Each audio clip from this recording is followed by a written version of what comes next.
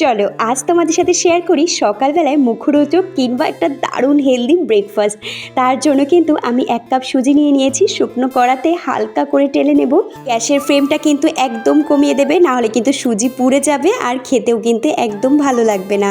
কড়াতে সামান্য একটু তেল দিয়ে তারপরে কিন্তু দিয়ে দেবে চীনা বাদাম, সাথে কিন্তু তোমরা কাজু বাদাম দিতে পারো, কিশমিশ দিতে পারো, তোমাদের হাতের নাগালে যেটা থাকে। চীনা বাদাম, কাজু বাদাম, কিশমিশটা ভাজা হয়ে গেলে আমি কিন্তু নামিয়ে নিয়েছি।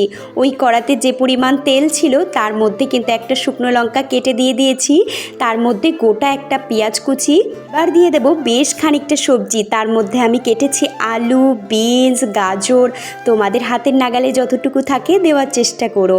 সামান্য একটু লবণ দিয়ে ঢাকনা চাপা করে একদম গ্যাসের ফ্লেমটা লো করে এইভাবে কিন্তু সবজিটা ভেজে নেবে। তাতে কিন্তু সবজিটা ভাজাও হবে, তার সাথে সিদ্ধও হয়ে যাবে। টমেটো কুচি দিয়ে ভালো করে নাড়িয়ে চাড়িয়ে তারপরে কিন্তু ভেজে রাখা সুজিটা দিয়ে নাড়িয়ে চাড়িয়ে 1 কাপ জল আমি কিন্তু অল্প অল্প করে দিতে থাকবো। একবারেই যদি জলটা ঢেলে দাও তাহলে কিন্তু সুজিটার দলা পাকিয়ে যাবে, খেতে কিন্তু একদম ভালো লাগবে না। আবার যদি মনে করো একটু জলের প্রয়োজন হচ্ছে, সুজিটা সিদ্ধ হয়নি, তাতে করে আবার সামান্য জল নিয়ে দিয়ে নাড়াতে থাকবে। তারপরে দেখবে সুজিটা আর সবজিটা সিদ্ধ হয়ে গেছে।